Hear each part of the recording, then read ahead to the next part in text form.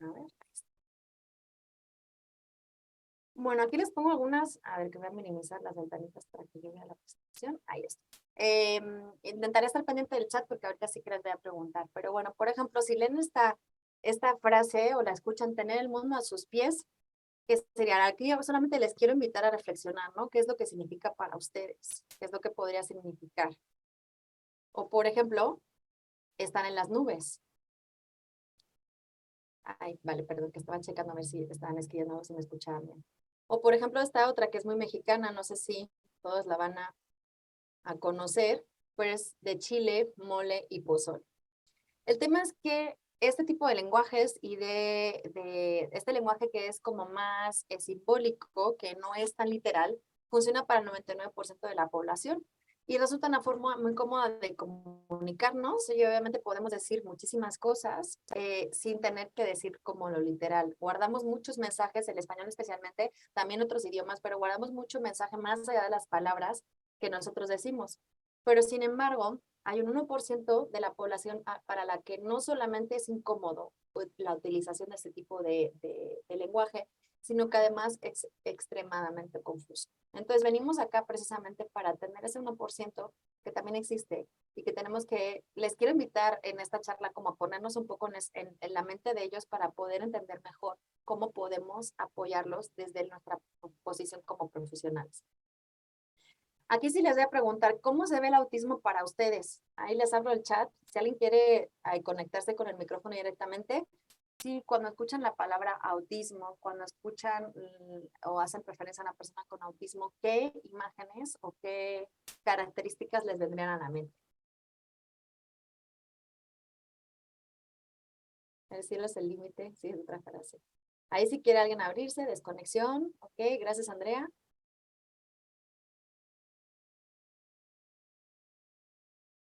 ¿Alguien más? Cuando piensan en autismo, ¿con qué lo identifican?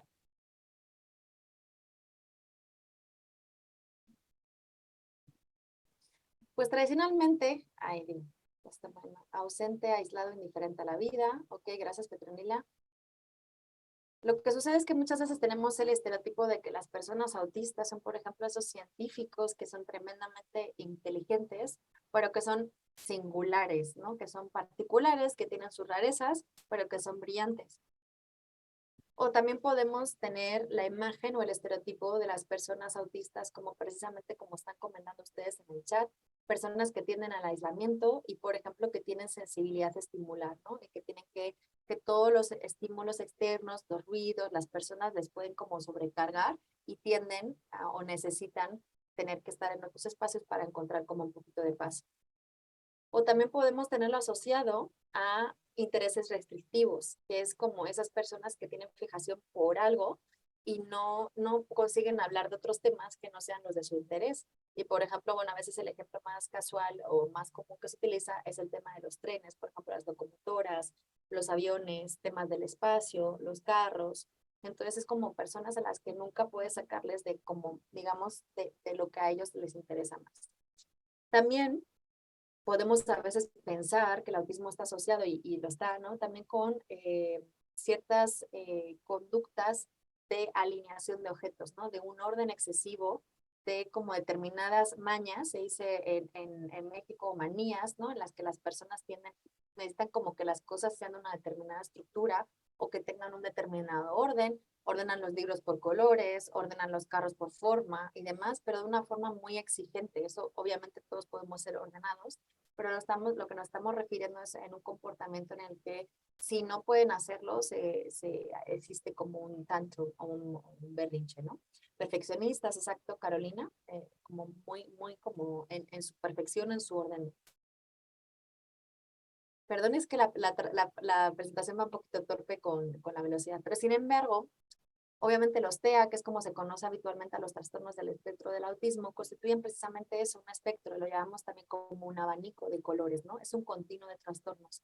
Entonces, digamos que no todas las personas que tienen un TEA tienen la misma sintomatología y tampoco tienen las mismas características. Y vamos a encontrar personas, las más famosas, ¿no? Con autismo, pues a lo mejor son personas con alto funcionamiento, se dicen, ¿no? Que tienen como un CI más elevado.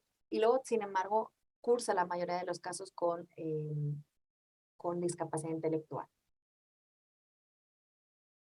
Entonces el tema, el reto que nos supone a los profesionales, o en este caso, ahorita ya les introduzco exactamente por qué yo hablo de este tema, si todas las personas con TEA cumpliesen estos estereotipos que estamos viendo, obviamente su diagnóstico no sería un problema, pero sin embargo, cada vez más, y especialmente ahorita después de la pandemia, está viendo como pareciera un boom, un auge de las sospechas de personas o de niños con trastorno del espectro autista, y entonces en realidad pues tenemos que conocer las características para poder hacer un diagnóstico más acertado. Entonces, bueno, aquí Nia McCann, que es una chica que también tiene autismo, ella lo que se refiere es igual al autismo, no es blanco-negro, sino que es un espectro de colores. Entonces, bueno, pues aquí en este momento me presento, yo soy Tamara Luque, soy licenciada en psicología, maestra en neuropsicología cognitiva, maestra también en metodología de investigación en las ciencias sociales y de la salud. Yo soy española y todo me licenció en la Universidad Autónoma de Madrid y además soy coach creativa. Entonces, bueno, ¿por qué hablo de autismo también? Pues en una de mis labores como investigadora estuve trabajando mucho en la adaptación al español de la 2.2, que algunos ya están movidos, o sea, ya se mueven en ese campo, es el gold estándar para la evaluación del diagnóstico del autismo. No es la única prueba, no es una prueba exclusiva para el diagnóstico, pero sí proporciona información para que podamos tomar o decidir o hacer el diagnóstico con mayor fiabilidad, ¿no? Entonces, bueno, pues ahí empecé mi carrera dentro del autismo y luego pues casualmente, y no es casual, uno de mis sobrinos pues también, bueno, fue diagnosticado dentro del espectro, entonces bueno, pues ahí también les voy a compartir como unas experiencias. Entonces, bueno, ahí vamos a la teoría, vamos un poquito ya, ¿qué sería el TEA, no? Pues es un trastorno de neurodesarrollo, anteriormente estaba catalogado de otras formas, pero tras el DSM-5, lo que hemos detectado, o sea, lo que se definió fue como un trastorno de neurodesarrollo con origen en la gestación, es decir, se produce durante el embarazo. Las deficiencias a las que están asociadas producen limitaciones en áreas específicas de la vida o bien limitaciones globales tanto a nivel personal, social, académico o laboral. Como, bueno, el enfoque del DSM-5, si ya lo conocen, es que al final todas las deficiencias o las dificultades tienen que causar como un impacto, ¿no? Una limitación en algún aspecto, no solamente si la persona sigue siendo funcional, diríamos que tampoco sería como tan grave. Pero obviamente, pues, este tipo de dificultades están presentes y bueno, ahí mi labor, sobre todo también otra aparte de la teoría que les voy a compartir, es transmitirles que al final es difícil porque el mundo no está hecho para personas como ellos, ¿no? Igual que para otro tipo de personas de muchísimas características. Entonces tienen problemitas, o sea, tienen problemas reales para adaptarse porque no está hecho el mundo para ellos. Entiendan que ellos ven literal el mundo con otros ojos y entonces lo interpretan con otros ojos y lo interactúan con él con otros ojos y con otro alma y con otro corazón. Entonces es importante que aprendamos a ponernos sus lentes para ver realmente qué es lo que están sintiendo y percibiendo para que nosotros podamos apoyarles de la mejor manera. Entonces vamos a tomar los criterios diagnósticos de DSM-5 porque, bueno, no me quise meter como en la parte teórica de la etiología y demás. Obviamente tiene un fuerte componente genético. Hay mayor probabilidad, por ejemplo, si ya hay un hermano con autismo previo al nacimiento, si los padres, algunos de los padres tienen sintomatología psicopatológica o algún tipo de enfermedad mental. También con la edad del padre, especialmente cuando las edades de los padres son avanzadas, también puede haber más probabilidad. Y bueno, se ha visto que al final afecta de manera muy diversa a los mecanismos neurológicos, tanto a nivel de conexión como a nivel de determinadas áreas cerebrales, demás. Pero bueno, no quise como ponerme tan técnica porque mi objetivo en este caso van a ver al final cuál es. Pero vamos a definir exactamente qué es lo que caracteriza el autismo. Entonces, uno de los criterios es deficiencias persistentes en la comunicación y en la interacción social en diversos contextos manifestados, bueno, por lo siguiente, ¿no? Uno de ellos es deficiencias en la reciprocidad socioemocional. ¿Y en qué se manifiesta esto? ¿Cómo lo podemos ver? Cuando hay un acercamiento social anormal, ya saben, a veces puede ser que se acerquen mucho a ustedes como están hablando, o todo lo contrario, ¿no? Que tengan mucho incomodidad cuando se invade como su espacio personal. También puede ser que tengan dificultades para establecer una conversación normal, cotidiana. Decíamos antes, cuando a veces no tienen que ver con sus intereses principales, como el chat talk, sí, ¿cómo se dice en inglés? Pero bueno, como la conversación informal, pueden tener como muchas dificultades con esa naturalidad en el lenguaje. También disminución en intereses, emociones o afectos compartidos. Eso tiene que ver lo mismo. Nosotros cuando hablamos con otra persona, compartimos, ¿no?, algo en la comunicación, en la conversación, intereses, podemos estar compartiendo emociones, tomamos empatía del otro, ¿no? Pero estas personas tienen dificultades para empatizar en este sentido. Y también pues tienen fracaso, les cuesta iniciar o responder a interacciones sociales. Interacciones sociales puede ser lo mismo, ¿no? Cuando nosotros conocemos a alguien y le decimos, hola, ¿qué tal? ¿No? ¿Qué tal estás? Y entonces uno dice, bien, ¿y tú? ¿No? Normalmente son como ciertos convencionalismos que uno ya sabe cómo responder y en este caso pues es más difícil, ¿no? En el caso de ellos. Otro criterio asociado con este son deficiencias en las conductas comunicativas no verbales utilizadas en la interacción social. Hemos dicho que hay una parte en la que ellos son muy literales, tienen dificultad común para esa también determinados convencionalismos, pero hay una parte en la que los aspectos no verbales son también clave dentro del diagnóstico del autismo. La comunicación verbal y la no verbal a veces no está integrada. Su rostro puede estar diciendo una cosa y sus palabras son otras. Entonces, digamos, por ejemplo, que no expresan alegría cuando están diciendo algo positivo y pareciera que están enojados, o por ejemplo, pues están demasiado tensos cuando en realidad están expresando alegría, cuando nuestros cuerpos habitualmente cuando estamos alegres y tranquilos, el cuerpo se muestra menos tenso y, por ejemplo, en su caso podría ser que no. Otra cosa también que sucede es como una normalidad en el contacto visual y en el lenguaje corporal, más o menos al hilo de lo que contábamos, pero igual, o sea, normalidad en el contacto puede ser como que fijen muchísimo la mirada cuando están hablando, porque saben que tienen que establecer el contacto visual, o todo lo contrario, personas a ellos quizás nunca jamás les vayan a mirar a la cara cuando estén hablando, ¿no? Cuando socialmente, dependiendo obviamente de las culturas, ¿no? Pero en general sí que se hace natural, especialmente en la cultura latina, que haya un contacto visual, al menos no sostenidísimo todo el tiempo, pero sí que haya como determinados contactos mientras hablamos, ¿no? Deficiencia en la comprensión y uso de gestos, tampoco igual todos los que son gestos convencionales tienen dificultades para entender que esto es ok, cosas así, ¿no? Y tampoco entienden, ¿no? Quizá también incluso los gestos faciales de otras personas no interpretan qué es lo que quieren decir. Y luego, pues bueno, puede haber incluso falta total de expresión facial y de comunicación no verbal. Entonces, directamente como se dice a veces que están como en modalidad robot, ¿no? O sea, muy fríos, muy eh, planos, ¿no? En la emocionalidad. También hay déficit en el desarrollo, mantenimiento y comprensión de las relaciones. Entonces, todo viene relacionado a lo mismo. Hay problemas para ajustar el comportamiento a distintos contextos sociales.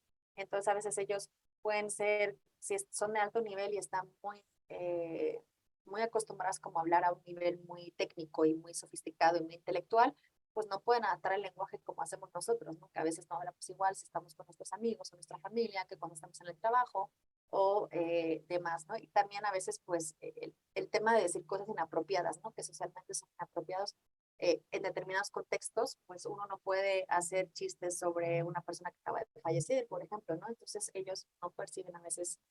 Les recuerdo que esto es un espectro, o sea, no todos son criterios que te tienen que cumplir, la mayoría de ellos, pero bueno, digamos que la forma en la que lo expresan varía, ¿no? De persona a persona.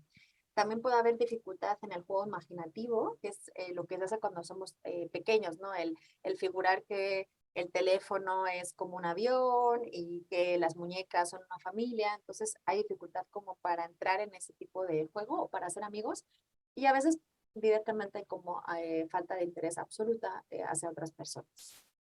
En relación a lo que decíamos también, que obviamente tienen como patrones repetitivos y restrictivos de comportamiento, también relacionados con intereses o actividades, pues hay una parte en la que ellos tienen movimientos, uso de objetos o habla estereotipada y repetitiva. Entonces, por ejemplo, los estereotipas motrices simples pueden tener algo en el dedo o el balanceo, que por ejemplo también es muy frecuente o muy conocido, el aleteo, la alineación de juguetes, cambiar de lugar los objetos porque ellos consideran que tienen que estar como en otro lugar.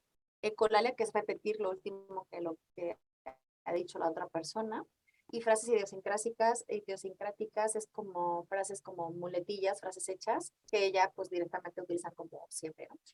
Luego también tienen en general bastante rigidez y esto lo que provoca es que tengan como una asistencia bastante profunda en la monotonía y cualquier cambio en la rutina les genera como reacciones desproporcionadas, ¿no? Y entonces son muy inflexibles. Entonces, por ejemplo, cada vez que hay cambios, generan reacciones de angustia muy elevadas Hay dificultades para las transiciones, por ejemplo, para cambiar de una asignatura a otra, una materia a otra en la escuela, o por ejemplo, si están jugando o leyendo su libro preferido y tienen que ir a cenar, pues también eso tienen que, ¿no? Cuando trabajamos con ellos, pues les damos como anticipando. Luego tienen patrones de pensamiento rígidos, o sea, digamos, no les podemos sacar como de sus ideas, es difícil como negociar con ellas y con ellos y poderles hacer cambiar de opinión. Tienen rituales de saludo, por ejemplo, puede ser, y pues necesidad de seguir la misma ruta, de comer los mismos alimentos cada día. Esto puede variar, a veces es como que coman los alimentos en determinado orden siempre, que coman siempre determinados alimentos determinados días de la semana, o que coman literal todo el mismo alimento siempre. Entonces, bueno, ahí como que lo tienen más, o sea, o determinadas cosas en algunos sitios. No, yo solamente como esto en casa de mi abuela y en casa de mi tía tiene que ser esto y pues y ese tipo de cosas. Y obviamente, por ejemplo, la ruta a la escuela, la ruta a la casa, que siempre sea por el mismo camino. Al hilo de eso también el tema de los intereses restrictivos, no es que por ser restrictivo sea, digamos, problemático, sino que a veces son anormales en cuanto a su intensidad o los focos de interés, es decir, solamente les interesa una cosa o objetos inusuales además. Entonces a veces tienen, luego veremos con la parte de la sensorialidad, que tienen mucha sensibilidad, a veces tienen mucha fijación con elementos con texturas, ¿no? Entonces a lo mejor pues están como siempre agarrando cosas como bien raras, ¿no? Digamos. Y luego también se tienen unos intereses bueno, tan concretos y perseverantes que no se puede hablar literal de otras cosas, y si se intenta hablar de otras cosas se enoja, ¿no? Hablábamos antes también con la imagen del chico, por cierto es una serie de que está en Netflix que se llama Typical, que precisamente es como de un adolescente con autismo que está muy interesante. Pueden tener hiper o hiporreactividad sensorial, entonces a veces ser muy sensibles o todo lo contrario, que a veces se puedan hacer incluso daño y que no lo perciban o no lo noten. O pueden tener, como decía antes, también un interés inusual en aspectos sensoriales del entorno. Entonces, por ejemplo, indiferencia aparente ante el dolor o la temperatura, o todo lo contrario. Puede haber respuestas adversas a determinados sonidos o texturas específicas, pues que, por ejemplo, no les guste la tela de los jeans, el tacto no les guste, o que determinados sonidos les provoque reacciones fuertes. Oler o tocar objetos en exceso, también ya como con una parte un poquito compulsiva, digamos, o la fascinación por las luces o los objetos que giran. Bueno, entonces todo esto obviamente tiene que, lo que sucede con el autismo es que es un trastorno de neurodesarrollo, decíamos, y su diagnóstico a veces es un poquito complejo porque surge a la vez de otros trastornos también del neurodesarrollo, y a veces hacer el diagnóstico diferencial es complejo. Entonces, bueno, en este caso los síntomas tienen que aparecer antes del año, al menos algunos de ellos, entonces, digamos, en un desarrollo temprano, y luego, bueno, pues a veces, sin embargo, pueden no revelarse totalmente hasta que las demandas sociales sobrepasen sus limitadas capacidades, y ahorita es donde vamos a entrar ahí. Bueno, luego además hay que especificar si hay discapacidad intelectual asociada, deterioro del lenguaje, si hay otro trastorno de neurodesarrollo, porque a veces puede pasar que tengan también TDAH, que es muy frecuente, o que tengan algún tipo de trastorno obsesivo compulsivo y demás. Y bueno, si hay alguna afección médica o genética que pueda también estar como condicionante. Aquí les dejo otra frase, me gusta mucho utilizar palabras de ellos, ¿no? Entonces, lo que les quería decir, mi cerebro no está roto, simplemente funciona con otro sistema operativo. Kip Chow tiene una charla en TED Talk, es un chico también con autismo, y precisamente es lo que dice, ¿no? Es como si yo fuera un Apple y estuviese intentando hacer funcionar un sistema Android dentro, ¿no? Entonces, al final, nosotros funcionamos como con nuestro sistema operativo, y entonces cuando estamos en nuestro sistema adecuado, pues funcionamos correctamente. Yo siempre soy como fiel defensora de que todos tenemos nuestro lugar en el mundo, y hay que entender nuestras características que nos hacen únicos y utilizarlo para precisamente ponerlo al mejor servicio, ¿no? Pero siempre hay un espacio para todos, incluso para ellos. Entonces, bueno, el diagnóstico, les decía, pues las primeras manifestaciones pueden aparecer al año, sin embargo, a los 24 meses es cuando coincide con el pico de nuevos síntomas, que es cuando es más fácil identificarlo. Y como no existen marcadores biológicos, pues el diagnóstico tiene que ser clínico. Obviamente se suelen utilizar los criterios diagnósticos, en principio son los más utilizados, del DSM-5. Sin embargo, bueno, decía yo, aparte, por ejemplo, de la 2.2, hay otros instrumentos, obviamente, para poder evaluarlo, pero en todo caso siempre implica que evaluemos determinados y variados dominios de funcionamiento y que también obtengamos información de diversas fuentes e instrumentos. un instrumento solo. Esto aplica para el autismo y para todo. Yo les comparto ahí también que soy psicómetra y especialista en instrumentos de evaluación. Nosotros el diagnóstico nunca lo podemos basar solamente en una prueba. Tenemos que recuperar información también de cómo se maneja la persona fuera del contexto de evaluación psicológica, cómo se funciona en la escuela, en el trabajo, en su vida personal y obviamente pues utilizar distintos instrumentos para cotejar la información. Entonces, bueno, también hay un poco de controversia sobre el tema de si los diagnósticos de las etiquetas son útiles o no. Justo a raíz de esto también estuve viendo la ocasión de otra charla de otra chica que también era autista y entonces ella no, decía que su vida cambió cuando ella entendió que tenía autismo, porque a veces no es tanto por el estigma, creo que el problema no es la etiqueta, sino el uso que se hace de ella.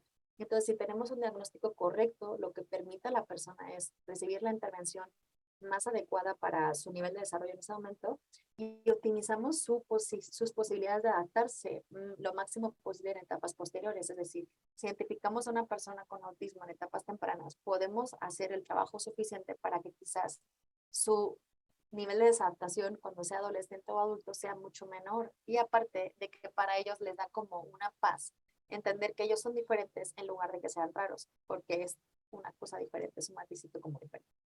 Y entonces, como si además permite que la persona se conozca y se acepte. Disculpen. Bueno, entonces yo siempre trabajo mucho con el diagnóstico en niños, ¿vale? Pero, ¿qué sucede cuando los niños crecen? A todos los niños que ya han sido diagnosticados o los que no han sido diagnosticados, ¿qué sucede con ellos cuando son adolescentes y cuando son adultos? Porque hay muchas personas que descubren que lo son ya bien adultos y han pasado toda la vida, digamos, como sufriendo, ¿no? Entonces, como decíamos antes, a veces el diagnóstico llega cuando la persona se siente sobrepasada por las demandas sociales y las expectativas. Y llega un momento en el que su capacidad para gestionar este tipo de aceptación fracasa y entonces ahí es cuando saltan por otro lado. Vale, perdón, estoy con el volumen. Vale, para decir algo sobre esto. Entonces, lo que sucede, ahorita vamos a hablar del caso específico bueno, específico de uno de ellos, pero lo que sucede en muchas ocasiones, sobre todo las niños y las niñas o ya jóvenes de un nivel intelectual más grande, es que hacen lo que se llama masking. Y ahorita vamos a entrar un poquito al detalle de lo que es esto. Imagínense ustedes cuando están hablando, están en su entorno laboral, están hablando con sus compañeros, con su familia. Cuando nosotros hablamos, tenemos que, o sea, tenemos en cuenta la postura, tenemos en cuenta el contenido de lo que estamos diciendo, ¿no? Yo también, por ejemplo, ahorita que estoy charlando con ustedes, tengo en cuenta el tono de voz, más o menos en qué momentos. Ay, por favor, ¿alguien tiene un micrófono por ahí prendido? Porfis. Por ejemplo, Tamara, sí. Tamara, disculpa que te interrumpa. No, no te preocupes. Me informan que se escucha un poco bajo, entonces no sé si podríamos acercarnos un poco más a tu Sí, micrófono para que se sí, escuche mejor. Gracias, sí. Tamara. Nada, a ti, Paulina, gracias. Pues justo esto también, ¿no? El tono de voz, ahí me escucha mejor. Yo creo que sí. No sé si Sí, son se escucha algunos. mucho mejor. Gracias. El tono Gracias. de voz, por ejemplo, también tenemos en cuenta el contacto ocular, la expresión facial, la gesticulación también, ¿no? Sino que no sea demasiada y que venga también como al hilo de lo que estamos diciendo, la distancia social que sea adecuada y esto pues sí que hay una diferencia como a veces cultural, ¿no? O la predicción del comportamiento de otras personas. Esto lo hacemos nosotros de una forma automática. Yo lo estoy haciendo y no estoy pensando en esto, estoy más pensando en el contenido que quiero transmitirles. Y ustedes también lo hacen de forma automática, pero sin embargo para ellos, imagínense, se hacen bolas, decimos acá en México, se hacen bolas. Es como literal, es hacer una ecuación de quinto grado con todas las variables que tienen que hacer y entonces se sienten totalmente sobrepasados. Entonces, ¿cuáles son, por ejemplo, algunas muestras de cómo se refleja el masking? Por ejemplo, cuando ellos fuerzan el contacto ocular y te están viendo y están como con la mirada muy fija. Cuando a veces imitan a los comportamientos de los demás, por ejemplo, las expresiones y los gestos. Entonces aprenden que, mira, pues ese es el como el cool de la escuela y hace esto, entonces voy a fingir esto, o mi papá pues hace esto, o mi mamá, entonces empiezan como a imitar el comportamiento de los demás. Otra cosa que aquí me recuerda a, no sé si han visto Big Bang Theory, hay un capítulo en el que se van de viaje y Sheldon lleva como unas tarjetitas que son como de conversaciones para romper el hielo en el carro, en viajes en carro, ¿no? Pues esto sería como parecido. Es memorizar guiones de charla informal o conversaciones cotidianas frecuentes para no fallar. Entonces, como que se las preparan, neta, como si fuera para la tesis, ¿no? Entonces van como con su guioncito preparado. Entonces aquí, esta charla la preparé también como con motivo del mes de la mujer. Entonces, bueno, hay un tema que creo que sí que es importante también, y yo como mujer y como profesional, creo que es importante que tomemos conciencia, y es el caso de las mujeres.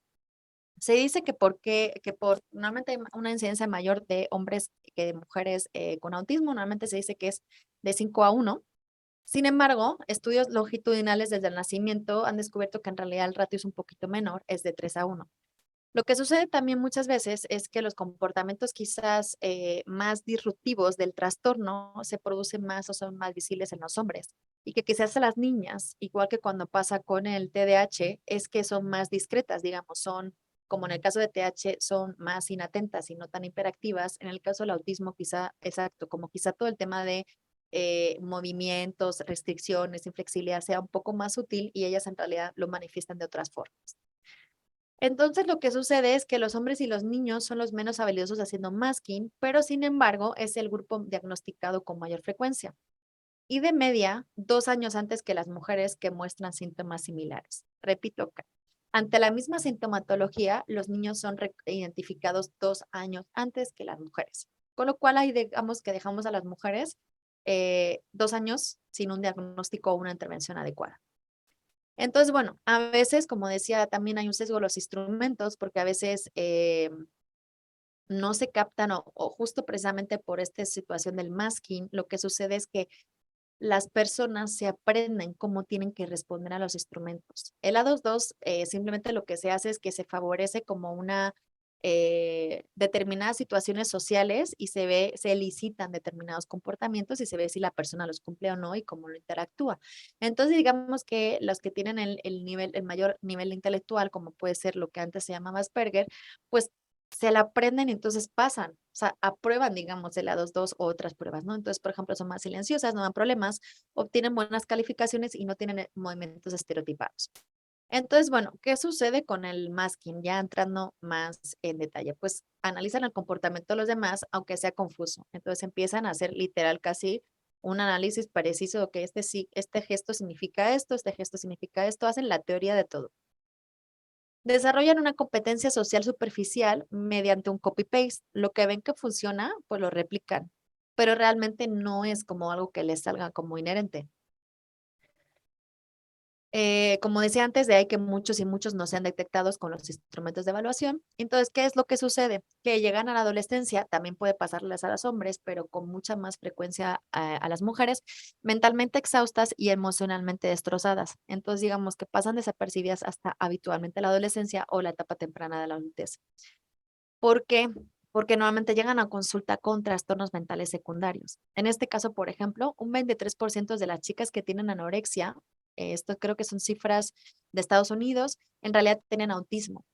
Y de la misma forma, un 40% tenía trastornos de ansiedad cuando en realidad tenía autismo, y un 34% iba a consulta por depresión cuando en realidad tenían autismo.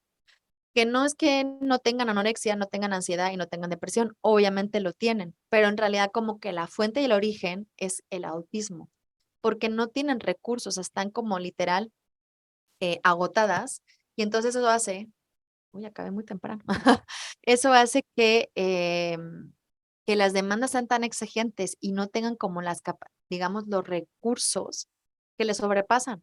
Y entonces digamos que terminan explotando y expresando otros síntomas, en realidad por un tema de que como no saben lo que les pasa, ellas sienten simplemente que no van a poder encajar. Y al final aquí la reflexión que les invito es, todos queremos encajar, todos queremos sentirnos parte de algo, pero imagínense que ustedes no lo consiguen y no consiguen entender por qué. Eso genera un sufrimiento interno muy profundo. Y entonces, digamos que lo que les quería compartir, o la parte del granito de arena que les quería ayudar, si ustedes también van a ser futuros profesionales de la psicología o van a estar relacionados con ellos, es importante que los profesionales tengamos esa sensibilidad de la diferencia de género que hay. de que los niños quizás van a salir en los informes y que en realidad vamos a diagnosticar más niños, pero que intentemos ser un poquito más precisos o buscar un poquito más allá en el caso de las niñas. Y obviamente, bueno, pues aquí un poco compartir, que hagamos todos como esa aportación. Pero en realidad, como les comentaba, los niños también a veces sí lo hacen y especialmente los que tienen un nivel más elevado de inteligencia de SI. Esto, sin embargo, no es como nada habitual en el caso, obviamente, de los niños que sí tienen un bajo SEI o niños y niñas. Ahí sí que el diagnóstico suele ser mucho más claro, aunque a veces son diagnosticados en etapas tempranas más con discapacidad intelectual que, por ejemplo, con autismo. Yo aquí, el otro día justo estaba dando una conferencia aquí en la Universidad Autónoma de Nuevo León, aquí en México, y entonces me preguntaban un poco eso, ¿no? O sea, cómo...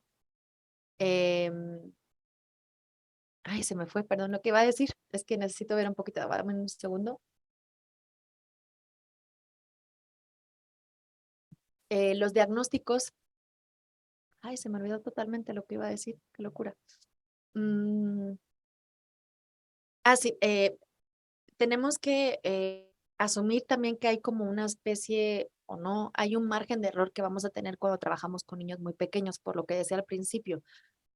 Hay muchos trastornos de neurodesarrollo cuya manifestación clínica es muy similar y a veces solamente vamos a poder tener garantías de qué diagnóstico estamos dando cuando ya el niño, digamos, ya sea más mayor. Entonces sí que yo, por ejemplo, en consulta o cuando a veces me preguntan en foros profesionales, ¿no? Es como, ok, es que sí es muy frecuente que, que los profesionales, las familias vengan rebotados, ¿no? De muchos sitios y al final cansados y piensan que obviamente están mareados por los distintos diagnósticos. Por los distintos diagnósticos.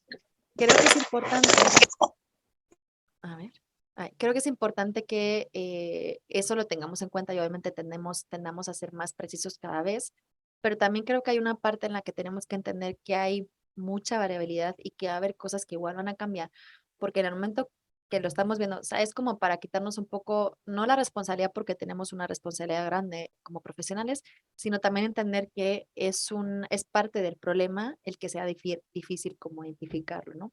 Que no nos esquiva que lo hagamos lo mejor posible, y hay un poco pues también el origen de esta charla, pero sí que tenemos que entender que a veces realmente es muy complicado y también hay que hacerlo entender a las familias y por eso es importante en todo caso que promovamos el seguimiento, o sea, que el niño sea evaluado, la niña, en etapas tempranas, pero que podamos hacer un seguimiento para descartar que obviamente el diagnóstico es el certero el que dimos, o en todo caso, a mí a veces, yo como les decía que soy neuropsicóloga, a veces no me centro tanto en el diagnóstico como en cuanto a la etiqueta diagnóstica, pero a mí eso me puede ayudar para saber cuáles son las dificultades principales de esa persona. Y yo cuando intervengo con esa persona o con las familias, me centro en esas dificultades. No me centro en, voy a curarle el autismo o el TDAH. No, es, ok, tiene dificultades para el control inhibitorio, tiene dificultades para la memoria de trabajo, tiene dificultades con la rigidez mental, tiene dificultades con la flexibilidad cognitiva. Entonces yo lo que hago es, me voy ahí. Y a mí también me sirve como un guión, sin embargo, no condiciona todo, pero sí que para mí, yo siempre creo que ustedes, a los que se dediquen, no sé si todos los que están acá son psicólogos, pero o terapeutas, al final tienen una persona adelante y lo importante es saber cómo es la persona para poder ayudarla de la mejor forma.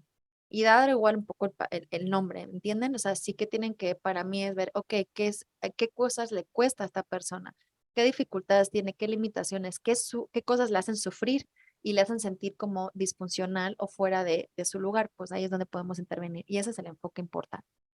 Entonces, bueno, como conclusiones, aunque ya algunas las he adelantado, un buen diagnóstico temprano es fundamental, especialmente obviamente en todos los casos de neurodesarrollo. A veces incluso es porque requiere medicación. Yo no soy súper fan de la medicación, pero es una opinión personal. Pero, por ejemplo, bueno, en otros trastornos de neurodesarrollo sí que haría falta. En el caso del autismo, en principio, pues no tiene por qué haber, pero bueno, siempre es fundamental porque lo que les comentaba, piensen que cuanto antes podamos comprender cómo funciona la persona, antes le podemos entrenar a que a darle recursos, ¿vale? Para que pueda compensar esas dificultades y pueda adaptarse con mayor probabilidad de éxito a la vida adulta. Y ya les comentaba que como que en la adolescencia es una época también como que hay un pico en las edades tempranas y hay un pico como la adolescencia en este tipo de diagnósticos. Piensen si ya adolescencia es una época bien retadora para todos y para todas. Imagínense si encima se notan que son distintos y no saben ni siquiera lo que tienen y consiguen ellos, o sea, y tú quieres, pero no te sale. Literal es como no te sale, tu cerebro no está hecho para eso, o sea, no tiene ese programa guardado. Entonces, imagínense cuál es la experiencia psicológica y personal que pueden tener estas personas cuando se enfrentan a una realidad que ya es difícil, sin tener recursos suficientes y especialmente sin conocerse y aceptarse como son. Entonces, bueno. Como decimos, sin embargo, no solamente las primeras etapas de desarrollo, el objetivo de la charla es precisamente hacer hincapié en la importancia también en etapas que si alguien les llega a consulta con trastorno de ansiedad, que, que no que directamente lo digan que tiene autismo, sino que intenten también abrir la mente e intenten indagar en su historial de desarrollo en determinadas circunstancias, e igual pueden encontrar algo más y que les pueda dar mucho a esa persona. Entonces, como profesionales les invito a que seamos sensibles a las distintas manifestaciones en en ambos sexos, porque a veces va a variar. Y ya les digo que tanto en el autismo como especialmente en TDAH, que yo es en lo que soy más especialista, pero en realidad como en cualquier trastorno de neurodesarrollo. Y como conclusión, pues al final el TEA, el trastorno del espectro del autista, es tan solo un 1% de lo que la persona realmente es. Entonces es como, ahí podemos apoyarle, pero si le apoyamos en ese 1%, podemos hacer que el otro 99% sea muy funcional y que pueda llevar una vida satisfactoria. Y pues nada más por mi parte, me gustaría que hiciéramos, pues que abriéramos un poco el micrófono, me gustaría más como escucharles. em, A ver, vale, no, esto ya es de la... Para ver si tienen alguna duda, si ya alguien está trabajando con personas con autismo, si se ha encontrado con algunas dificultades, pues aquí estoy para lo que ocupe.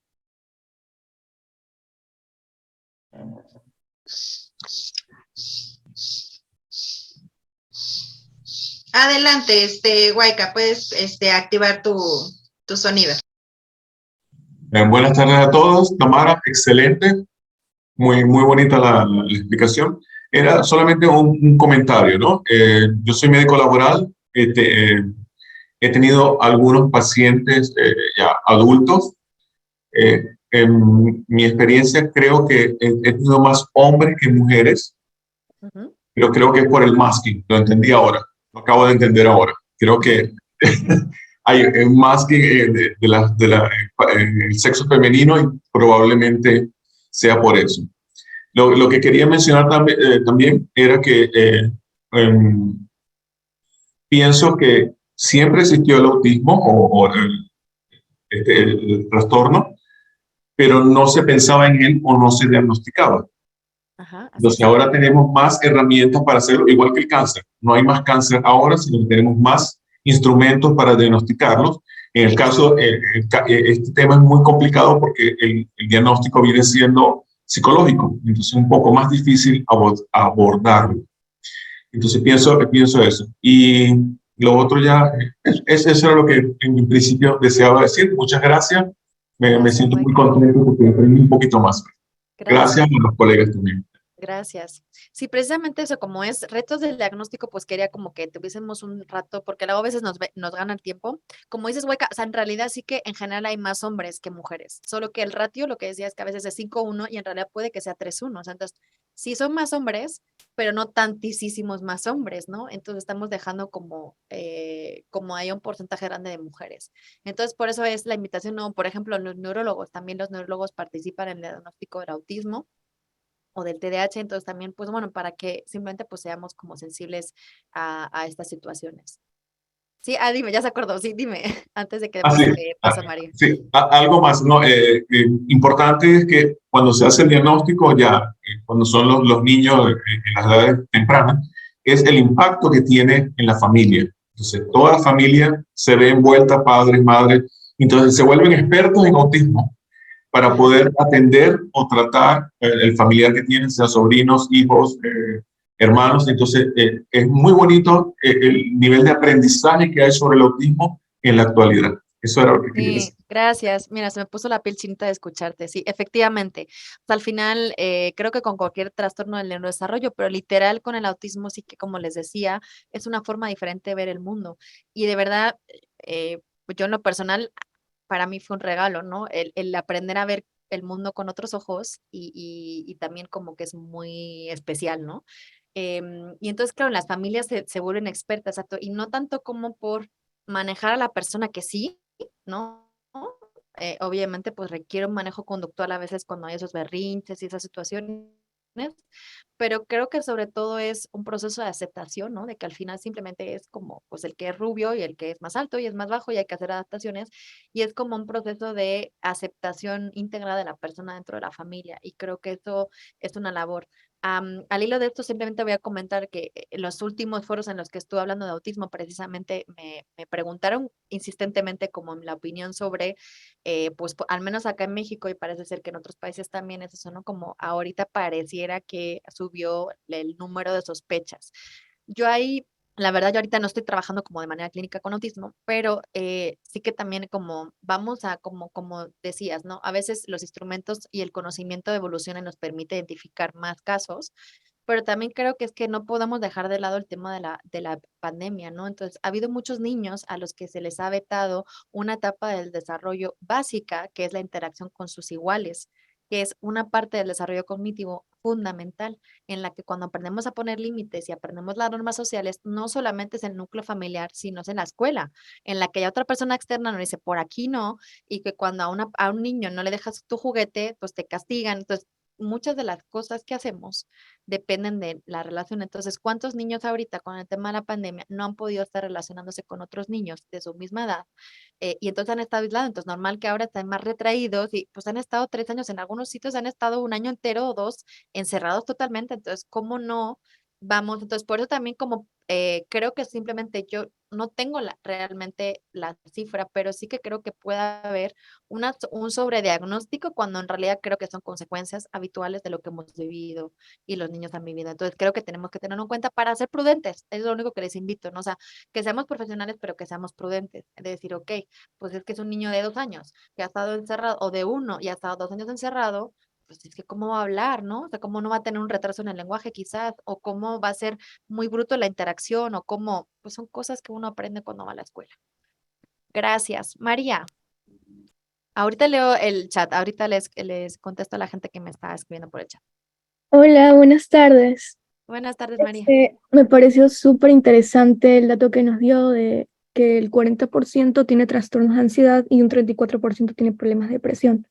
Yo toda mi vida he ido de que a terapeutas, incluso a psiquiatras, y siempre fue el mismo diagnóstico, depresión, ansiedad, hasta que a los 18 yo fui a una psicóloga y finalmente me diagnosticaron con TDA y con un diagnóstico abierto para autismo, pero en mi país todavía utilizan los diagnósticos con Asperger, entonces me diagnosticaron con eso. Ajá, ajá, Ajá, eso.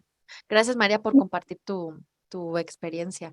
ajá, y una pregunta. A mí me gustaría seguir de que con un terapeuta que, pero lo malo es que la persona que me diagnosticó solo se especializa en el TEA en niños, no Ajá. en adultos. Entonces me gustaría saber cuáles serían los requisitos que un psicólogo o terapeuta, psiquiatra debería tener para poder seguir una terapia con ellos. Wow, fíjate, nunca lo había reflexionado y me reía, he sonreído porque es cierto, o sea, ese es un tema que Ujú, pone mucho peso en los trastornos del neurodesarrollo, en el diagnóstico temprano, pero ¿qué pasa con esos? O sea, ¿qué pasa con la gente cuando crece y no ha sido diagnosticada? claro, En realidad no hay un requisito específico, o sea, una persona que trabaja con niños debería poder trabajar con adultos. Otra cosa es que a veces los niños tienen como determinadas, yo creo que la gente que se dedica a infantil normalmente pues, se dedica a infantil, y la gente que nos dedicamos a adultos nos dedicamos a adultos. Requisito en general no debería haber, o sea, yo creo que lo que mejor funciona, por ejemplo, en TDA sería un neuropsicólogo, porque al final lo que a ti te interesa es a lo mejor pues entrenar funciones, la claro. atención, la memoria, la flexibilidad. Entonces, eso lo puedes hacer con un neuropsicólogo. Entonces, que simplemente que trabaje con adultos. Entonces, dentro de la neuropsicología, sí que, pues simplemente que sea como que trabaje con adolescentes o con adultos y te podrá tratar. O sea, ese sería como el requisito. Yo te recomendaría que buscaras Sorry, un neuropsicólogo. Gracias, María. Fabio, no sé, creo que iba. disculpe, Ah, una cosa más, disculpe. sí, no. su opinión personal acerca de los medicamentos para el TDA. Y es que como esto va a quedar grabado, no me pregunten cosas que... No me Ah, ok. pregunten cosas. Yo creo, es que la verdad no me he metido mucho en eso, les reconozco que, porque yo en general soy como un poco más reacia. Yo creo, a mí en general, en niños tengo una opinión muy cuestionada porque al final es una medicación a un cerebro en desarrollo. Entonces, aquí los neurólogos igual pueden tener otra opinión. Entonces, yo no sé, o sea, no hay como tantos estudios y eso es lo que a mí me gustaría ver porque les decía, yo soy metodóloga, yo me baso en los estudios y en los números. No sé cuántos efectos de esa medicación al final tienen otros efectos a largo plazo en un cerebro de un niño. Entonces, yo eso es lo que no sé y lo que no sale, ¿no? De eso no se habla tanto. Entonces, si no hubiese ningún efecto, pues bueno. Yo tenía un profesor que decía, si a un niño le da, tiene síntomas y le das una Coca-Cola y se tranquiliza, ya está, es TDAH. Pero fíjate, con una Coca-Cola se le soluciona. No le tienes que, es que lo que le dan son anfetaminas. O sea, me parece de verdad, perdón, pero una locura. En una etapa adulta en la que ya el cerebro está desarrollado y la persona a lo mejor tiene mucha sintomatología, pues si alguien le recomienda algo, no lo vería tan igual que hay gente que toma a veces como apoyos cuando tiene depresión. Ya es una decisión que puede tomar la persona. Pero en niños a mí lo que me genera duda es que no sé cuáles son los efectos a largo plazo de esa medicación en un cerebro que está en desarrollo. Gracias, María. Gracias. María Eugenia, Hola, buena tarde. Perdón que no encienda mi cámara, pero me encuentro en mi trabajo. no pasa nada. Un gusto saludarlas, Eugenia Tavarini, psicóloga egresada de IU, con mucho orgullo. Quería comentarles, al escucharte, mi nieto tuvo muchos síntomas que muchos profesionales en la rama y muchos colegas indicaron que era autismo. Todo, él lo tenía todo como que si era un autismo. El diagnóstico pues tiraba autismo, pero había algo que a mí me indicaba que no. Y le decía yo a mi hija y a mi yerno, es que no, hay cosas que no aplican en el diagnóstico de autismo, pero yo respetando siempre a muchos colegas y muchos profesionales en la rama. Hubo un médico aquí en Guatemala que pues nos lo dijeron, miren, él es especialista en esto. Y él dijo, no, él no tiene autismo. Él lo que tiene es un coeficiente intelectual elevado y actúa como que si fuera un niño autista. El día de hoy pues ya tiene 7 años mi nieto y a Dios gracias pues es un niño con coeficiente alto y nos descontroló, ¿verdad? A muchos profesionales descontroló el Claro, diagnóstico y ahora pues es una persona, es un buen alumno, un excelente hijo dentro de casa, fuera de casa, pero todos los síntomas daban con autismo. es que Em, también es otro que puede, una comorbilidad también que no mencioné porque son muchas, pero es superdotación. Y justo porque también lo que pasa que cuando uno es muy inteligente, pues a veces se aburre en la escuela, se porta mal porque se aburre, en casa porque los juegos son, entonces ahí es cuando vienen las manifestaciones que se confunden como otras cosas, cuando en realidad es superdotación, exacto. Exactamente, incluso lleva un grado superior. Yo fui de la opinión, déjenlo que él esté en sus grados Justo, normales, justo. pero el mismo colegio lo presionaba tanto porque eran tantas las quejas que tanto mi hija como mi yerno estaban ya cansados de tantas quejas. Le digo yo, pero es que, ¿por qué no lo toman como su brazo derecho, Miss? Le decía yo a la maestra, pero no, total que la opción fue ahí en el colegio. Hay psicóloga y dijo, subámoslo a un grado superior y ahí está, excelente. Muchas gracias y muy buen Claro. tema, Qué excelente bueno. y bendiciones para todos. Un gran gusto estar siempre con IU. Gracias, María Eugenia, por compartir tu testimonio. Efectivamente, la superdotación también puede como ser también como motivo de confusión. Vamos con Andrés y contesto las preguntitas que no se me escapan, las que me están escribiendo en el chat. Buenas tardes, Andrés. Ay, no te escuchamos. El micrófono. Perdón, Ah, perdón, perdón, ahora. perdón. Buenas tardes. Hola, ¿qué tal, doctora Tamara? Pues mira, yo soy de aquí, de Guanajuato. Somos Ah, de aquí una estamos, medio capital. vecinos. Estamos, yo soy papá de una niña autista, una chica ya de 17 años. La verdad me agrada y me agradó muchísimo tu ponencia. La verdad, todo lo que comentaste y hasta ahorita, a la edad de mi hija, que ya tenemos con ella 17 años, Estamos en una disyuntiva, doctora. Fíjate que ella desde los 7 años está yendo con el terapeuta. Ella no la medicamos jamás, con pura terapia hemos estado haciendo este tipo de cosas. Pero como tú dices ahorita, esta etapa de la adolescencia que está cursando mi hija, tenemos una disyuntiva. Ella es muy apegada a la lectura y le gusta mucho la lectura. Y ahorita ella trae la espinita de que quiere ser abogada, que quiere ser abogada y abogada.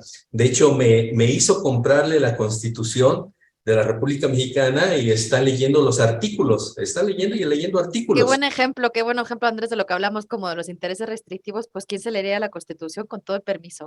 Pero, exacto. Paulina ya sabe de qué habla también. Pero fíjate que Perdón. ahorita en la etapa en la que ella está, le gusta mucho también todo lo que es el arte del dibujo. Ella es muy buena en ¿cómo te dijera? En crear formas de dibujos, pero en colores. Sabe, Sí. sabe identificar y, ¿cómo te dijera? Ay, ¿cómo se dice? Complementar. Sí, perdón. Ay, no, perdón, es que como se trabó, te pisé. Discúlpame, Andrés. Sí, y le gusta mucho conjugar los colores.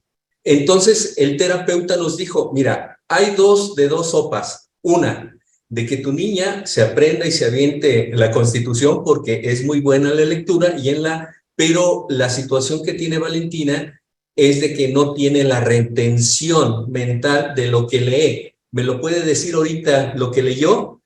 Y en 2, 3 minutos, ¡pum!, se le olvidó. Pero en 3 o 4 días vuelve a recordar lo que leyó hace 3 días. Pero ahorita a corto plazo, sí. es de que ella es la pintura. Ahora ya me salió la pintura. Y tiene mucha conjugación de los colores. Entonces me decía el terapeuta, me decía, mira, ¿sabes qué? Pues aquí está la lana. Aquí está la lana con Valentina, porque puede crear muchísimos aspectos de colores. Y ha tenido muchas láminas que ha hecho y los colores son muy conjugados, o sea, se ve una cosa muy bonita. Pero esa es las dos etapas. Y ahorita lo que hablabas de la adolescencia, por ejemplo, las menarcas de mi niña, por ejemplo, fue una situación, y todavía hasta la fecha, desafortunadamente te digo, por esa retención mental, hay veces que nos cuesta mucho trabajo porque se olvida ella de esta etapa en la que se encuentra ahorita en estos momentos. ¿Qué es lo que nosotros en un momento determinado podríamos ayudar juntamente con el terapeuta para poder incrementar un poco más su retención en esta parte intelectual, doctora? Bueno, es que esto sería como para que platicáramos largo, Andrés. De todas maneras, tienes mis redes por ahí, si no comparto otra vez la pantalla, por si alguien también me quiere como contactar para alguna duda más en específico, deja que te lo comparto. A ver, aquí pues creo que ahorita que se tienen los teléfonos móviles, hay aplicaciones como para anotarse también el tema de los ciclos y hay como para anotarse alarmas y que pues ok, ya lleva una agenda, o sea, así como una cosa rápida y así te digo como, obviamente habría que ver como otras pautas que ella podría hacer, pero lo primero que se me ocurre es que pueda tener una agenda en la que la anote, y entonces que cada mes, pues más o menos sepa qué cosas tiene que hacer, que son fijas, que se tome cada semana para planificar o que ustedes le pongan las citas a ella y que ella pueda ir siendo como autónoma para ese tipo de cosas. Pero ya les digo, o sea, esto sería como trabajar la memoria a corto plazo, pues ya sería un trabajo más sofisticado, pero ahorita pues no, no me da tiempo como a poderles compartir, pero eso se me ocurre, pueden ir utilizando una agenda. Y Okay. con las cosas, o sea, más que con las cosas de la escuela, que sí, pero también incluso con las cosas personales, ¿no? Los cumpleaños, si ella tiene que hacer lo que sea, si tiene que tomar medicación, si tiene las citas con el médico y demás, pues eso la podría ayudar, siento. Ok, bueno, pues le agradezco muchísimo, muchísimas gracias. Gracias, Andrés, a ustedes por las preguntas. Vale, voy al chat y con esto, a ver, hay una persona que hizo una pregunta muy interesante. Ay, perdón. Ah, ¿no? ¿Alguien más? No. No, te estaba saludando, Tamara. Fabio, que Desde es que Rocha, estabas. Ay, qué bueno. desde Rocha, Uruguay. Muy bien. Rocha, Uruguay, muy lejito. No, tú sabes que yo trabajo con alumnos que son futuros docentes. Muchas veces hay alumnos que presentan síntomas autistas adultos Ajá. y son problemáticos para poder construir conocimiento con ellos. Y el sistema de evaluación, cómo se regula también, es difícil. Cómo evaluar, ahorita estamos evaluando por competencia, se Ajá. evalúa por competencias. Entonces, hay una competencia para evaluación grupal y otra para evaluación individual. Y tenemos distintos niveles de logros a alcanzar. Y es complejo el tema y te agradezco mucho, aprendí bastante porque yo no soy experto en este tema. Soy profesor de filosofía, inicialmente egresado, y después máster en gestión y ahora estoy haciendo el doctorado en educación ahí en IU y ya estamos en la tesis final y estoy mucho con el tema de la logoterapia, estudiando a Viktor Sí. Frankl y bueno, y otros autores. Y quería agradecerte solamente eso porque me dejas una rica enseñanza. Gracias, Fabio. Muchísimas gracias por tu feedback. Gracias. Voy con las últimas preguntitas. Edith nos pregunta que si puede haber relación entre el tipo de alimentación sobre el tema de los alimentos producidos a base de productos químicos con el autismo. Hay estudios, y leí en el libro de Cerebro de Pan, que relacionan la incidencia de TDAH o trastornos de neurodesarrollo, en concreto de autismo y TDAH, con el alto consumo de hidratos de carbono que tomamos, el exceso como de pan.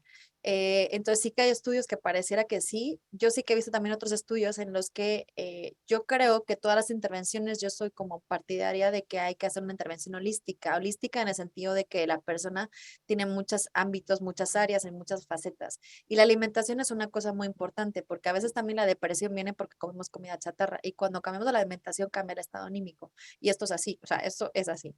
Entonces, en el caso del autismo y el TDAH también se ha visto que los niños mejoran su sintomatología cuando se hacen determinados ajustes en la dieta.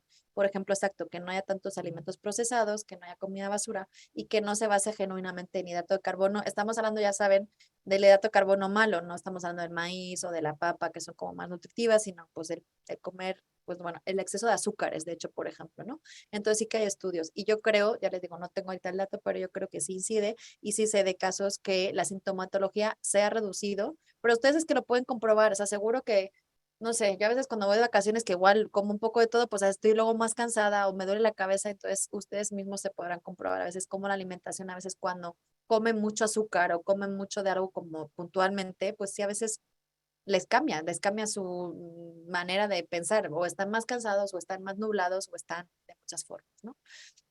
Ana Ruth nos comentaba que lo más importante en estos casos es la comprensión, empatía con las familias, exacto. Hay amigos que tienen hijos con esa condición y le he visto difícil lo que les fue al inicio, pero a mí acaban creciendo con el apoyo de sus familias. Exacto. Yo les comentaba bueno, yo tengo uno de mis sobrinos que tiene Asperger. En realidad es un caso leve, pero a él le dificultaba mucho tener amigos y él quería, pero le dificultaba mucho. Porque lo que principalmente a veces diferencia entre los Asperger y los autistas, digamos, más clásicos, es que a veces uno no tiene interés en las personas y los Asperger sí quieren tener amigos, pero no saben cómo, ¿no? Entonces yo me acuerdo que estábamos donde ellos viven y entonces él se acercaba a los niños y entonces el pobre es que quería, pero no les sabía, ¿no? Y por ejemplo, pues hace poco hablé con él y entonces ya me dijo que pues ya tenía amigos en el condominio donde vive y entonces estaba súper contento. Entonces, bueno, pues al final evidentemente con el apoyo de la familia, los terapeutas que les ayudan a manejar ese tema de comportamientos, ¿no? De no tener los berrinches, de ser más tolerantes, eso también es terapia cognitivo-conductual, ¿no? Que funciona perfecto. Además de, si hay déficit neuropsicológico, que es lo que hablábamos con María, pues ya sería como adicional. Entonces, efectivamente, creo que el apoyo de la familia es importante y obviamente que la gente de alrededor, ¿no? También sepa, pues que cuando el niño hace el berrinche, no le regañen porque hace el berrinche, es como que traten de hacer una gestión adecuada de eso porque obviamente tampoco él está reaccionando de la única forma que sabe. Entonces, hay que enseñarle a esas herramientas que estábamos hablando para que ellos sean cada vez más autónomos con ello, ¿no? Y sobre todo, al final es que sean más felices, lo que queremos todos, ¿no? Que estén más adaptados y que sean más felices. Entonces, bueno, creo que no me quedo más preguntas por acá. Les he dejado por si acaso las redes y mis contactos por si acaso tuviesen cualquier tipo de duda. Y bueno, quiero agradecerles de verdad todo el que hayamos podido crear un espacio de diálogo, que era la idea que quería tener, ¿no? Que dejásemos espacio suficiente para poder intercambiar opiniones entre profesionales. Les agradezco su tiempo y pues de mi parte creo que ya estaría todo, Pau.